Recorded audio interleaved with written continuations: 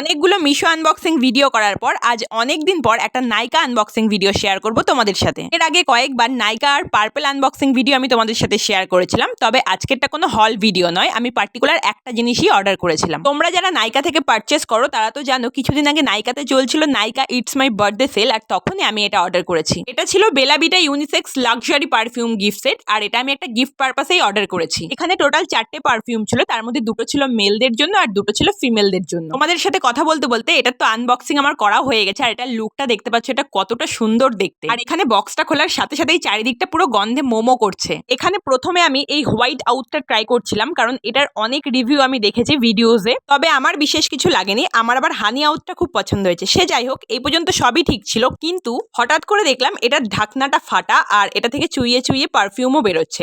আর অন্যগুলোর ঢাকনা যেমন একটু টাইট ছিল, এটা ইজিলি খুলে ফেলা যাচ্ছে, এর ফলে এটা উড়ে যেতে পারে খুব তাড়াতাড়ি। এই প্রথমবার নাইকা থেকে আমি ড্যামেজ প্রোডাক্ট রিসিভ করলাম। এটাকে আমি রিপ্লেস করিয়েই নেব, কিন্তু গন্ধগুলো কিন্তু সত্যি খুব ভালো, তোমরা চাইলে কিনতে পারো। বাই।